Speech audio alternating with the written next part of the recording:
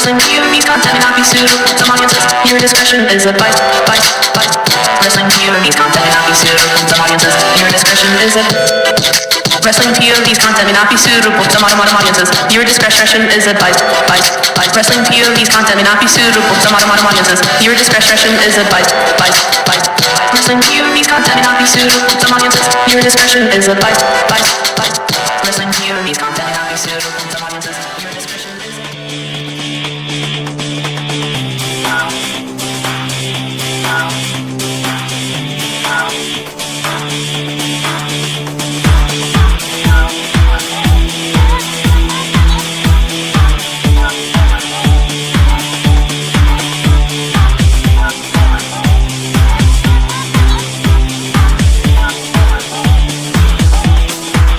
Hey fans, welcome to another edition of Wrestling POV Global. I'm your host, the legend T. James Logan, and with me, I usually call him the gentleman.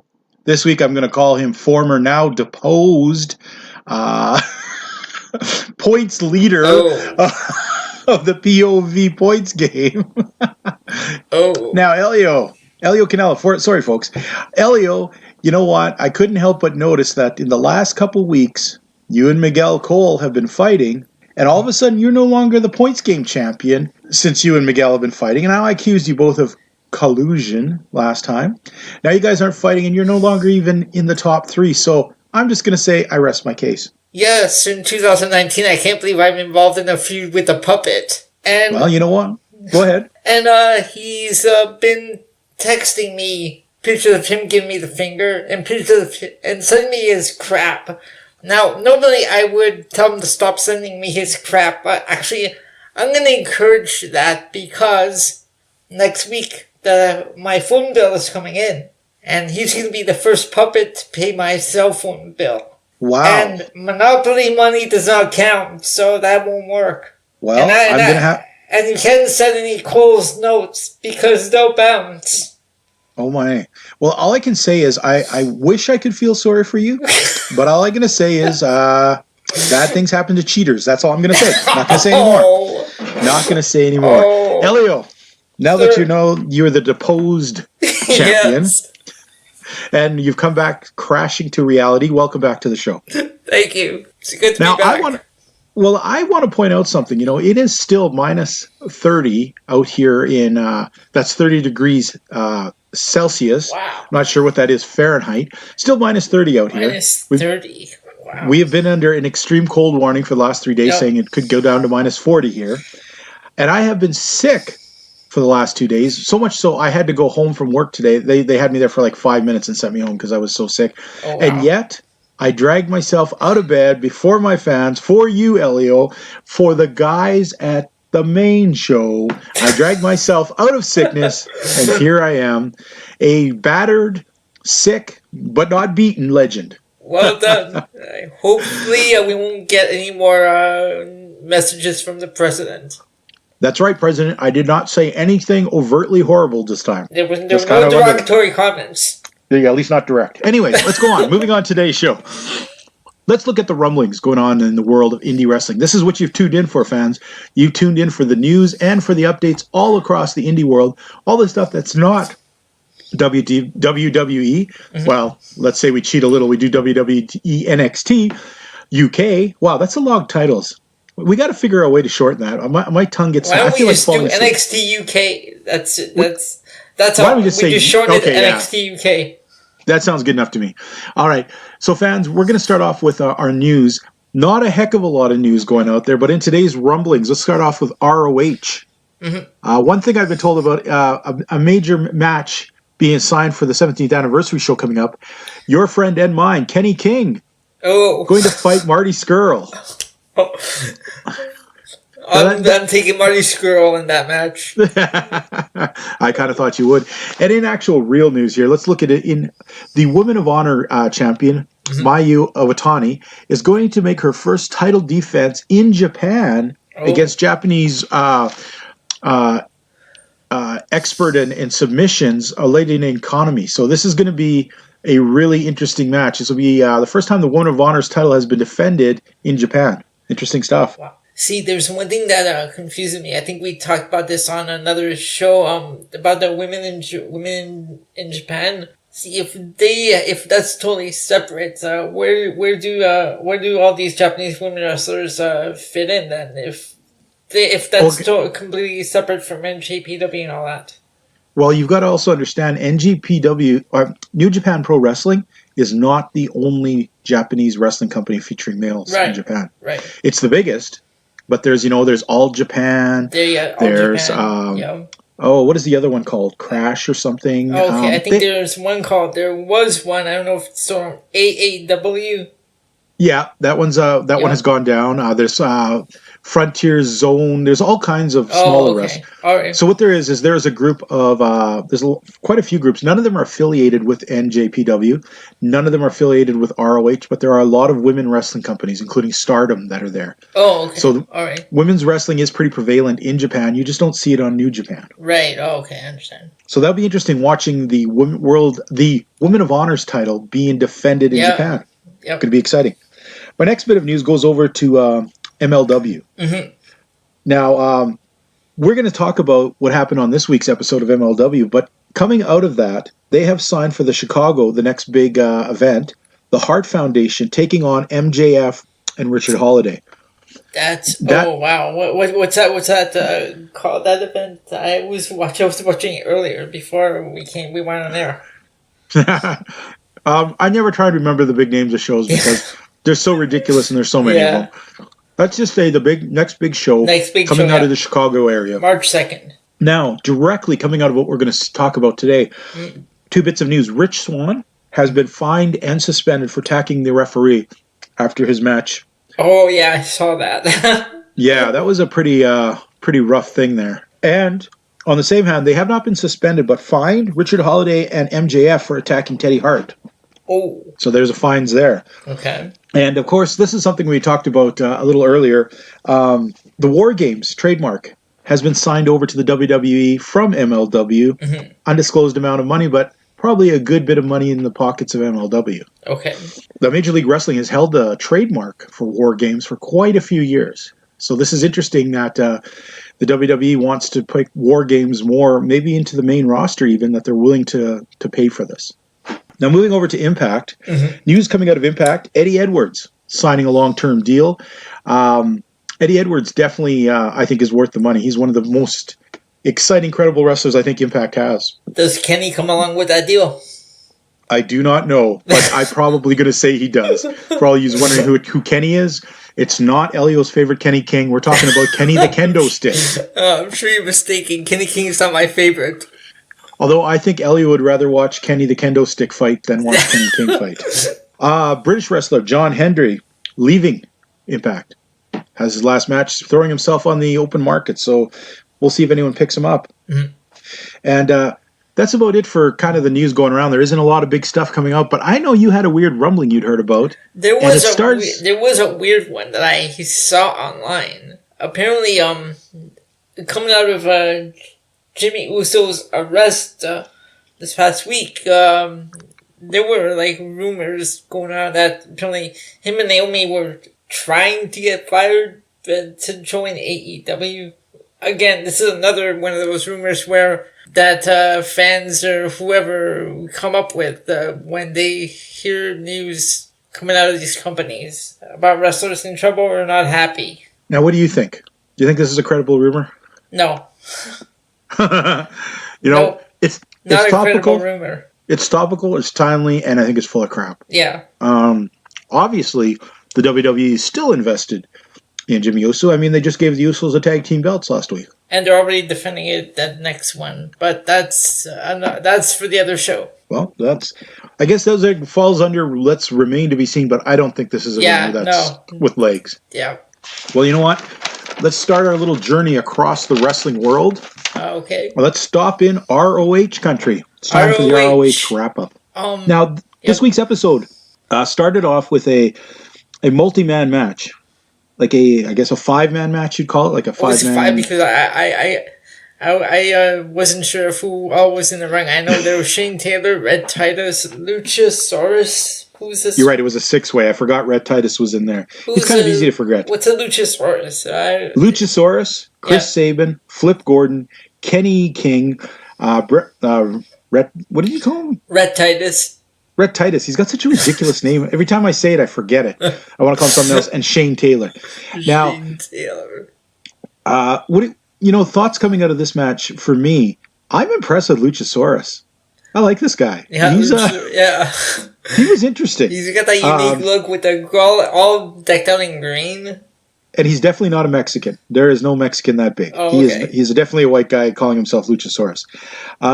Chris Sabin, I do believe, is this match is where Chris Sabin injured his knee that we talked about last time. Okay, all right. He'll be out for a little while, needing surgery for that. Flip Gordon looked good. Mm-hmm. Rhett Titus, he's Rhett Titus. I'm going to say something that's going to shock you right now, but this is the first time that I enjoyed Kenny King. Oh, I thought in this match, he showed me something. I found him interesting. But then it's interesting to note that his most interesting and most intricate, the best he did was fighting against Rhett Titus. And those guys used to be together as the All Night Express for many years. Oh, okay. So when you're having, former tag team partners fighting each other, you kind of expect it to be pretty good. These guys know each other's moves. They know each other's thing. Kenny King looked good in here. He got himself kicked out, which was extremely funny. He got kicked out of a 6-man match. I think that's where I saw a little bit of a spark there. You got all the hot with the referee when the announcer said Kenny King has been ejected. Yeah, he got pretty hot there for a minute. Shane Taylor, however, the king of the muffin tops, all 875 pounds of him manages to win. At first, I thought maybe he ate Kenny King, but then I remember Kenny King got kicked out of it. Shane Taylor. Oh, Shane Taylor. No. Still not. No. Still not sold? No. Yeah. Gotta say I'm not either. And it's sort of funny because, for many years, ROH used to be the place where guys who weren't overly big ended up. Yep. Yeah, now you got Shane Taylor, and then you get the two guys in the next match, Beer City Bruiser and Brian Malonis, taking on Marcus Cross, Griff Garrison. If you thought for 1 minute that Marcus Cross and Griff Garrison had any chance in the world, you're probably an idiot who should be watching, not wrestling, maybe 10-pin bowling. Okay, I have to say, when I saw Marcus Cross, I thought Marco Stunt's brother had joined ROH. No, he's in MLW this week. He's even smaller. Oh. That hair looked ridiculous. Yes. Now, you know what? I'm starting to get a bit of an enjoyment out of Beer City Bruiser. Mm-hmm. I enjoy him a lot. I can't say I'm still on the fence about Brian Malonis. He straddles the line between just being a super fat dude who jumps on people to a talented wrestler. Yep. I'm not sure how much more. I think he's right on the thing, He's going to either go either way. Mm-hmm. And I hope he turns out to be a better wrestler and not just a fat guy wearing lots of pleather. But, time will tell. Yeah. Now, next we got actually a very good... Do you know what's weird when you get two tag teams that are incredible? And you put them in there and they don't have an incredible match. Right. I kind of thought this match was lacking. Mark and Jay Briscoe putting the tag team belts up against best friends, Trent Beretta and Chucky D. Well, no, we should call them good friends because Trent Beretta was replaced in this one. Oh, that's right. Yeah, I was getting to that. I like how you called them good friends. You know what, though? It hurt. It hurt this match because this should have been a much better match. And I kind of felt like it was lacking. I mean, the Briscoes were at the top of their game. They looked good. But there was something missing in this match that gave it even a classic television match to me. Well, what do you think about Colt Cabana? I know the guys on the main show are not the biggest fans of Colt Cabana. I'm not a fan of Colt Cabana, really. Not much of a fan. I don't know. I liked him years ago. I really enjoyed some of the stuff he did. Yeah. I really enjoyed, years ago, his feud with Homicide was incredible, and I enjoyed that back in ROH days. I think he's okay. I think he adds something. He adds that extra star power to this. But there was something not clicking in this match, and maybe it was that the best friends or good friends or whatever they weren't quite ready for a team as slick as Mark and Jay. But Mark and Jay pretty much outshone them very well. The Briscoes, I've seen these guys. I just there are so there are times where I don't get these guys, but like other times, like they're pretty good in what they do in their matches. I'm a big fan of the Briscoes for many years. I know what you mean. Sometimes they fall a little flat. Mm-hmm. It was weird. I mean, this was a solid, good match on their behalf. Yep. But overall, the match just felt like something was missing. Yeah. So I'm not sure the quality of it. So let's move to the main event. Not even the main event. Sorry, I mean, I guess the main storyline. And I'm going to ask you about some of these guys, okay? Okay. Lifeblood comes out, made of Juice Robinson, Dave Finlay, Tracy Williams, Tennille, Mark Haskins, and Bandito. Now, first of all, before we get into it, let's talk about these guys. What's your overall impression of Juice Robinson? Starting to like Juice Robinson. Like with what I'm seeing, I still see him in the ring, like more than we've seen in JPW. But I like the whole presentation of this Lifeblood faction, but I want to see where this goes. So I'm not gonna say really say anything yet about it. Well, let's not talk Lifeblood. We won't talk about them as a whole, but let's talk about them individually. But yeah, Juice Robinson, I want to see more from this guy. I'm liking this character. For me, I guess the problem here is Juice Robinson. I always see him as sort of a B player, not really a top of the event guy, you know? Mm-hmm. So you have this whole new faction being led by a B player, because when you look at the rest of these guys, who else is going to speak up? I mean, none of these other people on this Lifeblood can be the mouthpiece at all. I can't really say much about Mark Haskins or Tracy Williams. Yeah, Tracy Williams we're just starting to get to know. Yep. Mark Haskins, I know very little about. Dave Finlay, I've watched a lot, but he's only 2 years removed from being a young lion. So, I mean, it's not like he's really got any impressive runs behind him yet. He's just starting out. Tennille, I know Tennille rather well. I saw her start out here in Edmonton and Calgary after she graduated from Lance Storm Academy. She spent about 2 years wrestling in PWA, and so I know her rather well. I think she's a very effective women's wrestler. I think if she was just maybe more of an outgoing speaker, she probably should have been the leader of Lifeblood, you know? Yeah. And Bandito is an excellent wrestler. Yep. I know lots about him, but he doesn't speak English very well, so that leaves Juice Robinson. And I think it was kind of strange, you know, they come out and they talk about how they're shaking up all this stuff. Out comes Jay Lethal. Jay Lethal, which I thought was a slap in the face, Jay Lethal comes out and says, well, I like what you guys are doing, but I have to do my own thing. And Juice turns around and says, well, we never asked you to join. Yeah. Oh. There was, well, I'm sorry, but there wasn't really any invitation offered. I know, but I mean, what a slap in the face. You're telling the ROH champion that's what he said. You're not good enough to join us? Like, seriously? Just the way he said, well, don't take it the wrong way, but there was never really any invitation. I'm like, wow. I think Juice Robinson's going to regret saying that. Yeah. But I think it's a good showcase. He asked Jay to come out with a bunch of his friends. So next week, Lifeblood versus whoever Jay brings out. Yep. So this will be interesting. Interesting match. That should be an interesting match. We're at a point right now where ROH is it's lost a big stars. A lot of people gone. Mm-hmm. Lots of people being moved up. You know, all of a sudden we're seeing like Beer City Bruiser, Shane Taylor, these guys being pushed a lot more. Yep. And now Lifeblood. Obviously, they're going to have to make a faction here because what a gap losing all of Bullet Club. So this week's rating for the show, I'm going to give it a C plus. Okay, not quite a B, almost a B. But I'm going to give it a C+. Yeah, not quite a B on that main event with the Briscoes. Wasn't fell flat. Wasn't really that great. So yeah, I'm going to give it a C+. All right. Well, you know what?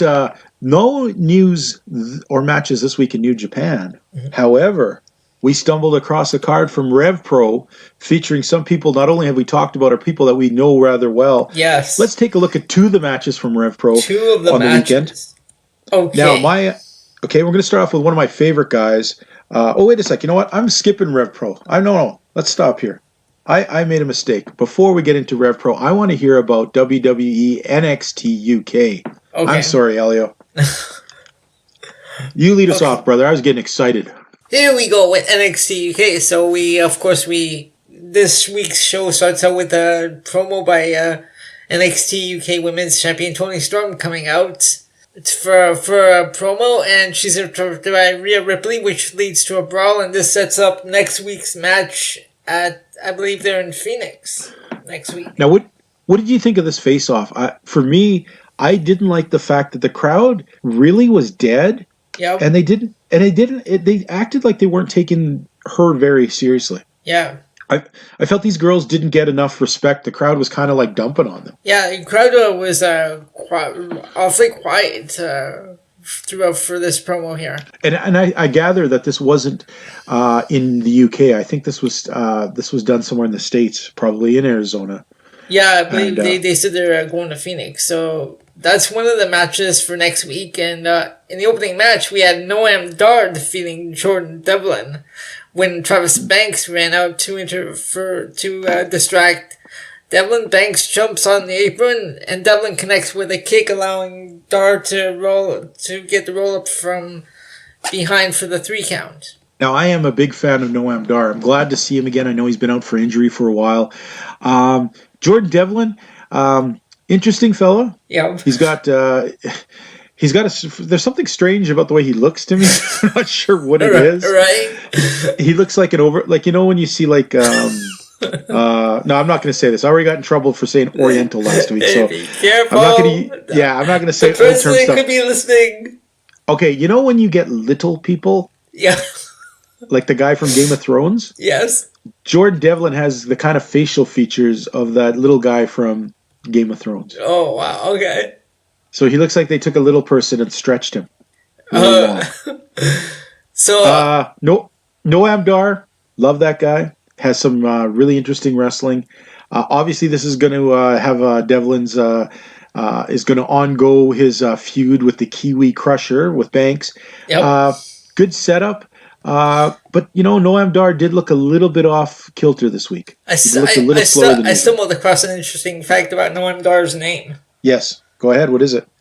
Now, you're familiar with that group Oasis, right? Yeah. Noam Dar took the names of both singers from Oasis, the Gallagher brothers, Noel and Liam, and he put them together to make Noam. I had no idea that's where that came from. That's awesome. Now, of course, he calls himself the Scottish Supernova, which is the name of Supernova. It was the first single that the Gallagher brothers did.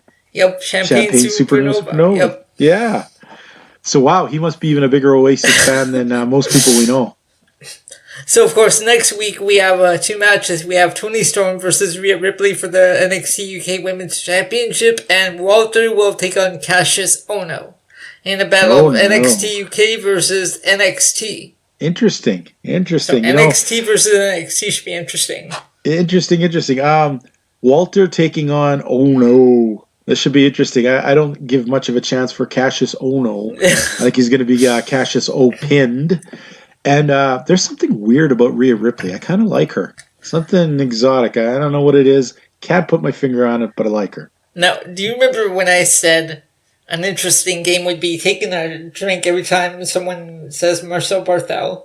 Oh, yes. Because it's also fun to say that name, too. Well, I have to be drunk to get through a match involving Ginny because she is so boring. I can't... Week in and week out, I say this. She's just so boring. She really is. She took on Mia Yim. This is the only reason Credible this match was watchable was for Mia Yim. Yes. Who used to be known as Jade in Impact Wrestling. Mia Yim, she put on a heck of a show, man. That girl knows how to wrestle. I wish she could teach Ginny something. She landed a German suplex, sending Ginny into the corner. Ginny fell to the outside, then Mia Yim rolled her back in. Mia Yim jumped on the apron. Ginny lands a kick to the head. Mia Yim falls between the top rope and middle rope, and Ginny just brings her in and gets the 3 count with her feet on the ropes. Now, Elio, have you ever had one of those friends who you may like him, you may get along with him, but he'll say a word and drop in any situation, he'll say the same word, and it just makes you grind your teeth. And the whole match, I'm waiting And I know it's coming, and I keep praying I don't hear it. At the very end, I hear the stupid fashionista crap one more time. Seriously, dude. I don't know if Nigel McGuinness is close to making a book just for the fact that he keeps throwing that word in every week. I hate that because that's a buzzword. Yeah. He doesn't. That's not a word that he really says. He's told. He's written on a piece of paper. Keep saying the word fashionista. Yeah, like it's gonna get the crowd chanting fashionista. No. I certainly hope not.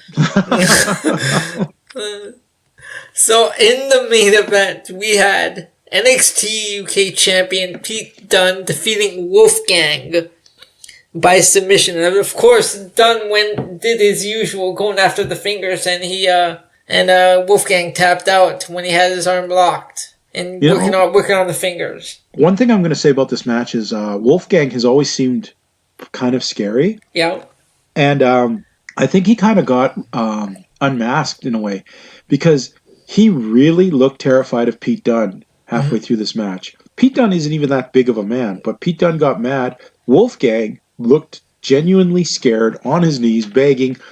Really blew his credibility, I think, as a tough guy. I get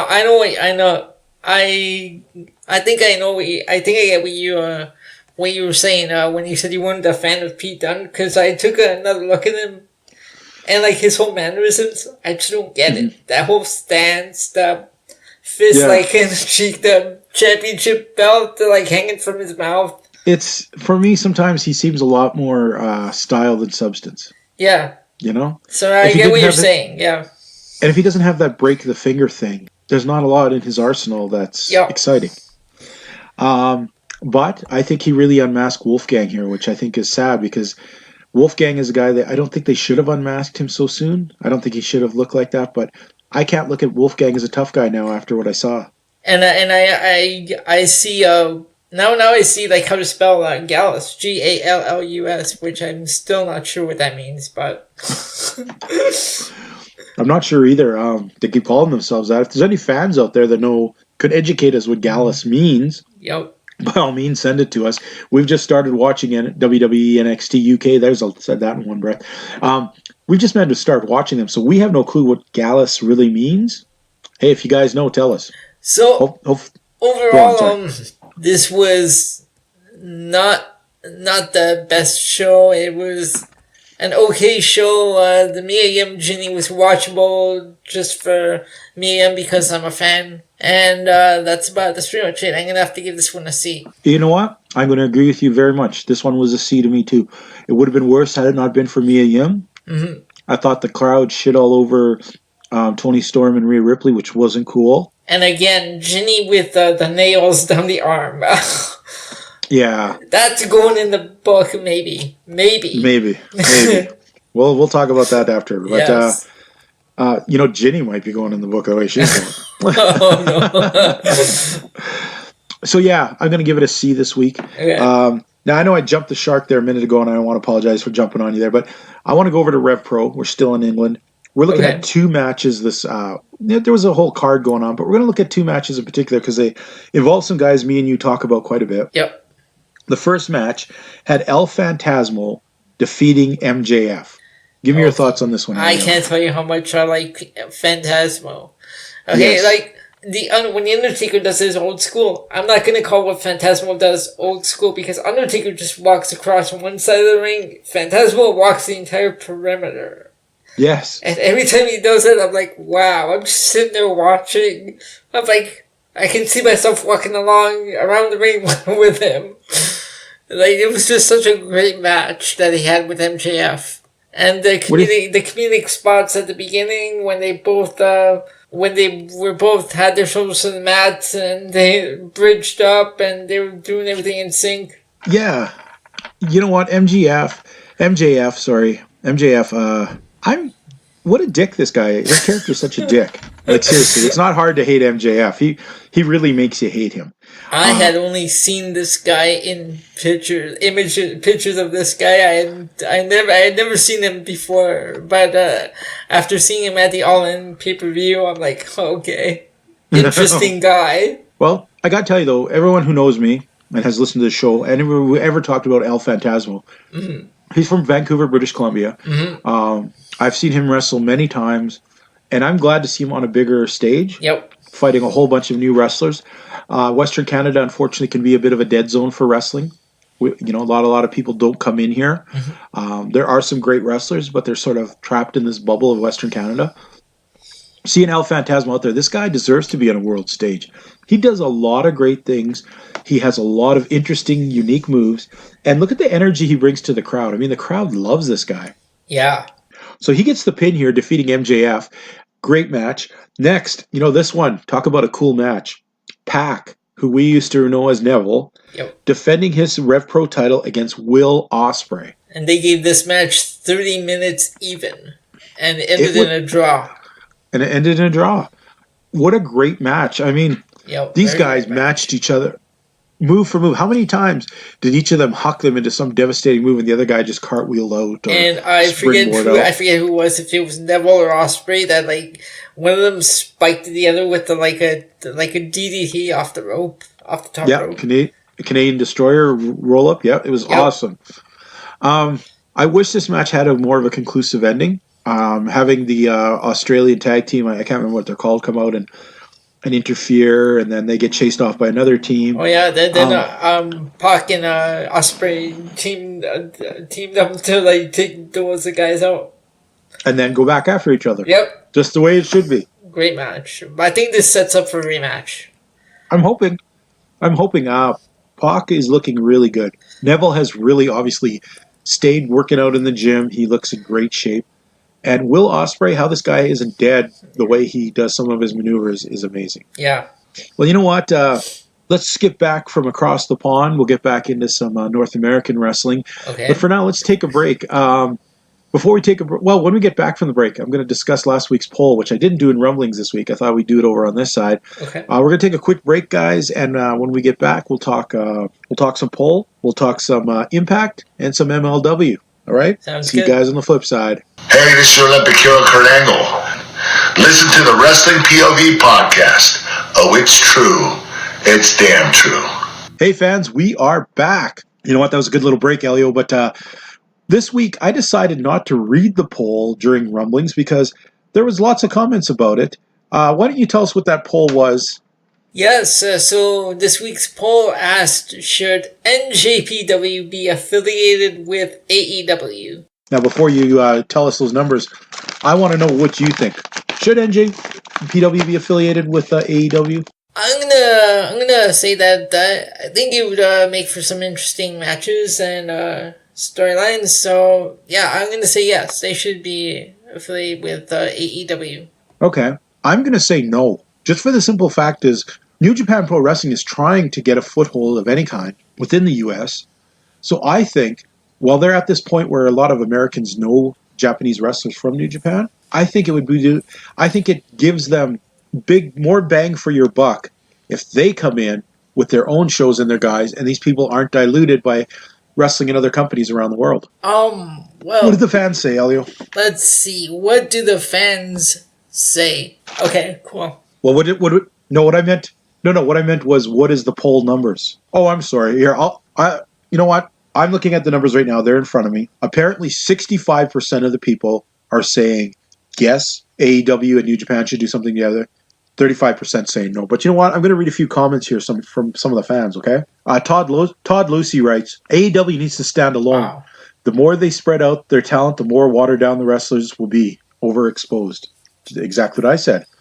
Ucheta Nobo says they don't need New Japan. Daniel McMillan says maybe at first, but overall no. Stand on your own and have your guys without split loyalties. Alex Guerrero says I could see a CCW ROH type of crossover, but keep them separate if you want to be taken seriously as a promotion. Jordan Trigg writes, if AEW and NJPW team up, it's game over. They'll clean out the entire wrestling world. Todd Lucy says Jordan Trigg, they pretty much have done that the past 2 or 3 years. What wrestler on the AEW has not wrestled with New Japan recently? You know, Jericho versus Omega was already done in New Japan. Did it take off then? Ooh. Jordan Trigg writes back, Todd Lucy, the two combined rosters will be way more powerful than anything anybody else will have by a long shot. Having New Japan Pro Wrestling talent live in primetime TV will push it even further. Todd Leahy replies, Jordan Trieg, again, the rosters have been pretty much combined for the past 2 years. Jordan replies, not on primetime TV. And AEW's roster is more than just a few Elite guys that were in New Japan. Wow, these guys are going back and forth. Did he say Elite? Yeah, Elite, sorry. I've always been doing the Elite thing, so... you said that. Oh, that's pretty. Sounds pretty cool. Jordan Trieg writes, New Japan will begin to fade away in the U.S.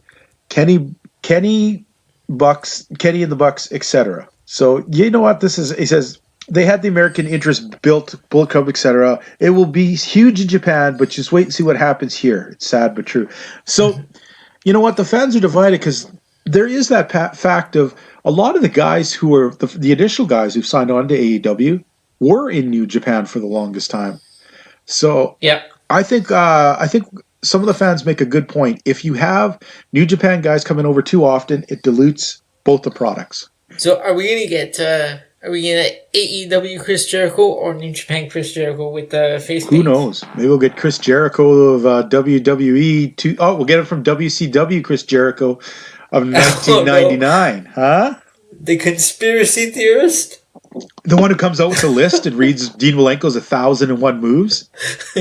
Every seventh one is a headlock. All right. Well, you know what, folks? As much as it pains me and Elio, AEW is on the buzzword of everyone right now. So what I'd like to do right now is to throw out a new poll for next week. And it unfortunately does cover a bit of AEW. The question is, will Dean Ambrose sign with AEW? His contract's coming up. There's no complete clause. He can go straight over to AEW if he wants. Fans, you vote in. Me and Elio will think about it all week. We'll decide what we think next time. Will Dean Ambrose sign with AEW?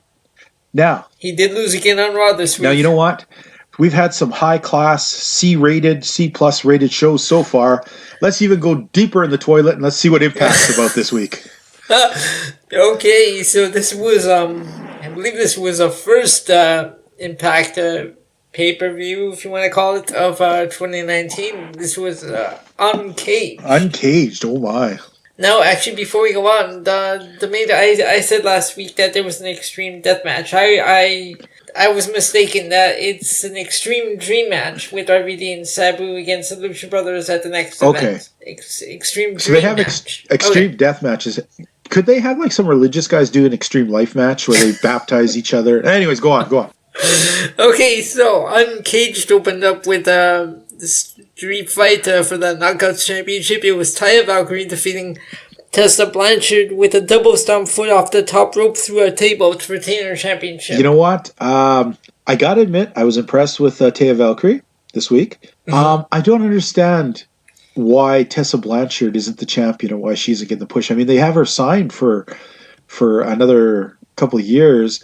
She is an incredible talent. I'm not putting down Taya Valkyrie. I just don't really think that she's up on the level of Tessa Blanchard.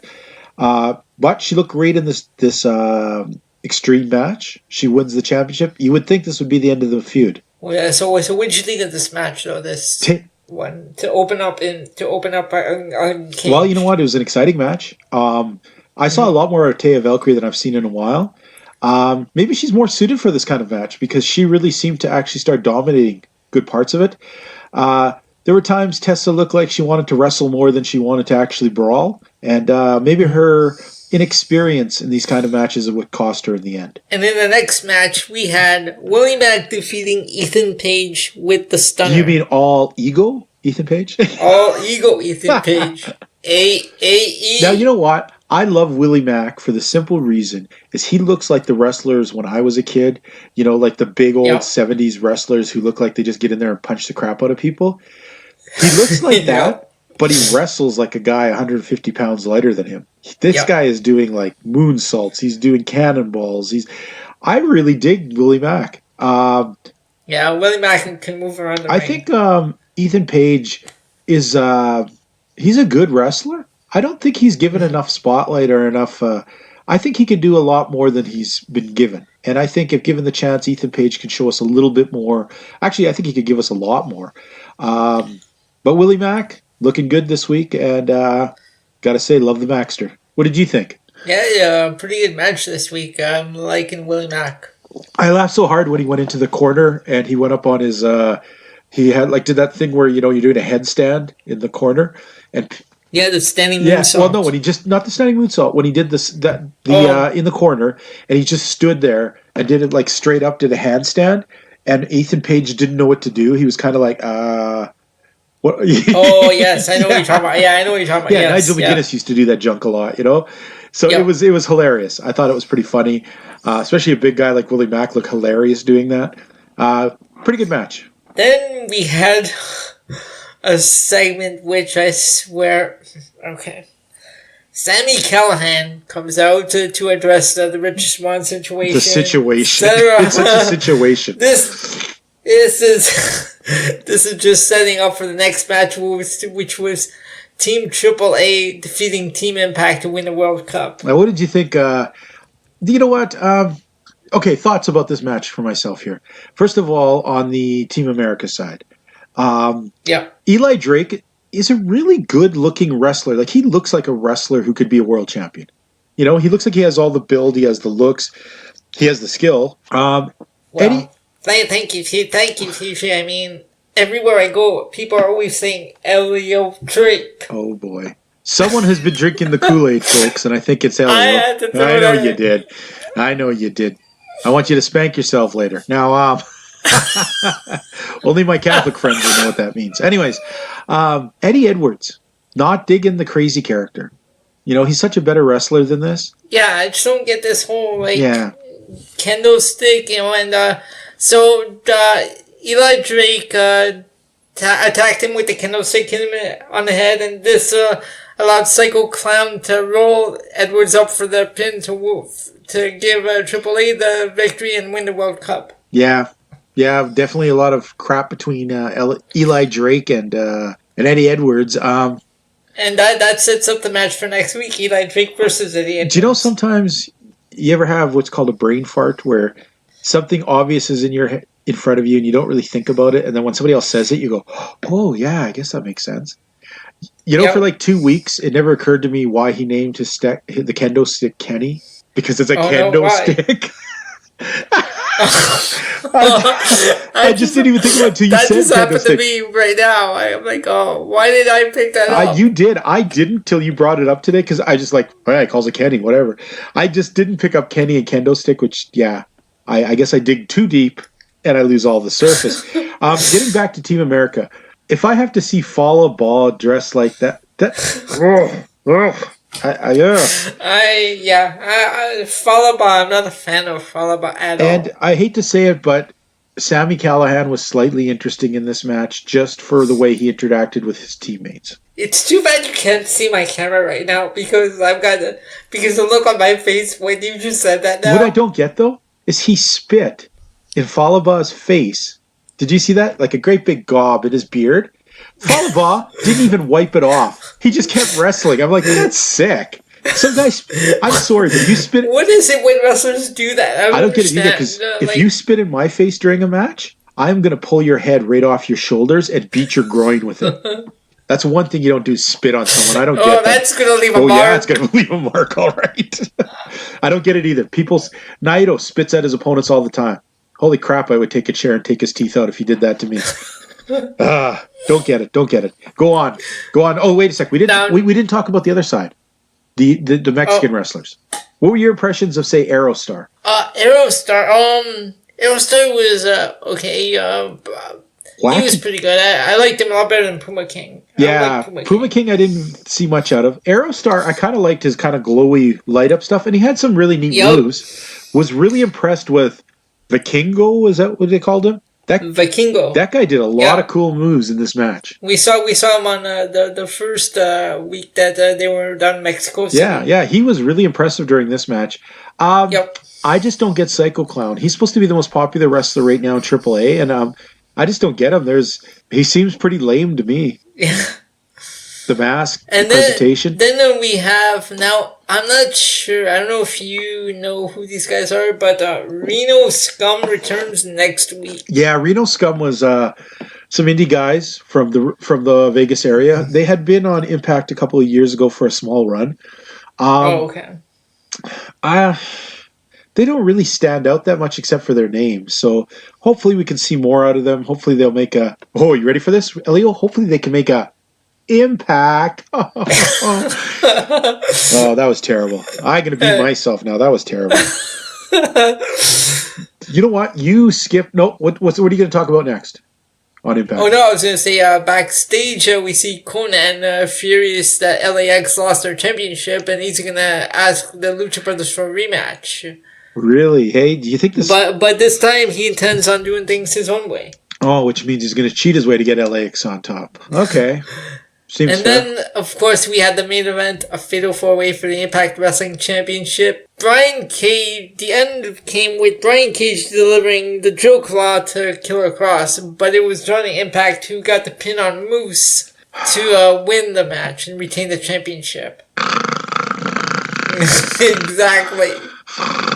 Wake me when it's over. That's why I didn't go into detail. Wake me when it's over, Elio. My head's hurting. Yeah. You know what? I was jokingly going to say you skipped the main event, but no, this main event was so crappy, and I'm so sick of these guys. The best part of this... Maybe now you're wishing I did skip it, but that's why I kept it short. You know what? The best part of this entire show, and forgive me for being a man, but Rebecca Bardo in her lingerie in the bed thing, that was probably the best thing I've ever seen on Impact in a long, long time. I'm sorry, guys. That was remarkable. Usually I make fun of those crappy segments, but wow. Okay. And see, I didn't bring up the knockout segment in the back at all this week. Yeah, I'm glad you didn't because it's painful. Yep. It's very painful. Yep. Overall, I would give this show a B. And the only reason it gets a B is I didn't mind the team AAA versus... That was okay. Willie Mack. Yeah, that was okay. Willie Mack was really good. Mack was good. Taya Valkyrie showed a pretty good outing, and Bordeaux coming in the bed thing was remarkable. So it's a solid B for me this week. Yeah, I'm gonna give it a B as well. I thought it was different watching this on TV because I'm used to always watching this on my iPad. Right. So that's why the street fight looked a little different to me watching it on my television. But now, going back and seeing it now, it was a pretty decent match. You know what? The only thing that suffered from Impact this week was the main event. I'm so sick of these guys. These four guys. Come on. I don't want to see them anymore. I don't either. Move on. Move on. I'm going to agree. You know what? Let's wrap up our wrestling portion with Major League Wrestling of the Week. Okay. MLW. Interesting matches. There was only 3 of them, but we're going to get into them. First of all, Ace Austin, the guy with the stupidest haircut I've seen in a while, defeating Rich Swann. And we just saw Impact, Rich Swann as the lovable babyface being terrorized by OVE and Sami Callihan. Yeah. But here we see him as an arrogant dick. He loses the match and then punches the referee. And then threatens to attack other people. Now, this is where I was going to say that I'm confused with Rich Swann because in Impact Wrestling, he's continuously denies joining the request to join OVE. Uh-huh. Yet in MLW, both he and Sammy are heels. Yeah. It's very confusing. It's very... And I'm surprised they haven't crossed paths in MLW. Thank God they haven't crossed paths, because that would be even more distracting. Now, the most important question I'm going to ask you about this match, Ace Austin versus Rich Swann. Have you ever seen a white boy haircut as stupid as Ace Austin's? No. Wow. I had to look at it twice. I'm like, what? What? Yeah. What is that? You deserve a beating by the parking lot attendant before you get in for that haircut. If Marcus Cross's hair on ROH looked ridiculous, this guy's hair on MLW looked ridiculous. Oh, jeez. Second match. Alexander if I got this right, Hammerstone? That's quite the long name. Hammerstone. Alexander Hammerstone defeating, this guy has to at least be the cousin, if not the brother of Marco Stunt, Ariel Dominguez, all 5'3", 120 pounds of him, getting thrown around by 6'2", 260 pounds Alexander Hammerstone. How is it all these guys that say they're 5'3" look smaller than me? I'm 5'3", 5'2", 5'3". Yeah, but I look taller than these guys. But you wear those disco platform shoes with the see-through heels and goldfish floating in them, Ellie. You pimp yourself out, brother. I've seen you. You're walking down the street with your pimp shoes and your pimp cane going, I'm the POV points champ. Yeah, that's why, buddy. So are you saying that I'm secretly dressing up as Gene Simmons? You're like the white boy Gene Simmons, yes. No makeup. With a big purple fedora. With Phantasmo sunglasses? And imagine this. You're wearing high-heeled shoes that have clear heels, and inside them are goldfish floating in the heels. Wow. That's what I said when I saw you. And that only happened after you won the points game. So I'm not saying it went to your head, but your collusion/cheating went to your head. Let's get back to wrestling here. Okay, Ariel Dominguez, what a tiny little dude. Hammerstone, you know what he looks like to me? He looks like if you took Johnny Devine and combined him with... Now, who did I think it was? Oh, I'm losing it now. I thought if you took Johnny Devine and mixed him with another wrestler, they looked like that. Oh, darn, it'll come to me. But Hammerstone... Just a big dude. He didn't really show much except some power stuff. So hopefully we'll see more out of him. They look like they're trying to make him a big name, but we'll see. There was a promo in there, which, you know, sometimes you see a promo and you go, I can hardly wait to see that dude wrestle. Then you'll see a promo and you go, I don't get it. What the hell was that about? Mance Werner had the worst promo I've ever seen in a long time. He's sitting there drinking. Mance Warner. He's wow. He's the CZW champion, if you could believe that. Sitting there drinking a beer, a light beer he liked to mention a few times, talking about the truck and the car behind him. And that was it. And I totally don't get it. He looked like some inbred hick that was going around, towing cars. I thought it was like a commercial for an impound place or something. I didn't realize this was a wrestler they were trying to promote. Wow. You know what promo is bad? When it looks like a commercial or an infomercial. Yeah. That you would see on TV. Yeah. And one, I didn't get what he was selling. And two, I certainly didn't think he was a wrestler. Wow. Okay, let's move to the main event. Oh, sorry. I'm gonna go back and watch Super Fight because I haven't seen that yet. But I think that's where he made his debut. I just want to see what the big deal about this guy is. Yeah, I'm gonna have to check it out too because I was excited to see when they said, "Oh, CCW champion." I'm like, "Well, let's see. They're bringing in somebody big, obviously, right?" Yeah, I don't do CCW at all. I don't either. So I was at least hoping we were gonna see something. He did not look like the guy I expected to be the CZW champion. I'm sorry. Maybe the Kentucky mud spit champion of whatever, but yeah, wow.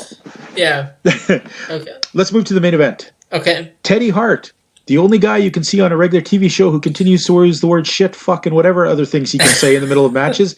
Did you notice the guy swears constantly? They're constantly beeping him out. Yet you know what he's saying. He swore like a half a dozen times in this match. They tried to blurp it out, but you knew exactly what he said. What an extensive vocabulary. Now, I you know what? He does some cool stuff. Teddy always is cutting edge. You know, he's taken on MJF for the, he's defending his middleweight championship. Dug the move where he's in the corner, jumps up on his back, and then into a Canadian Destroyer. Pretty cool move.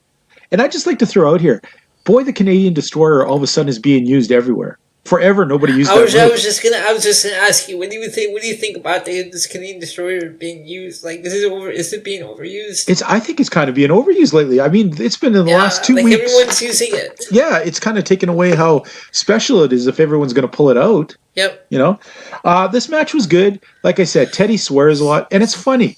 Teddy's odd. Don't you think it's odd that he is kind of a jerk, and they cheat like crazy? And yet the fans kind of cheer them.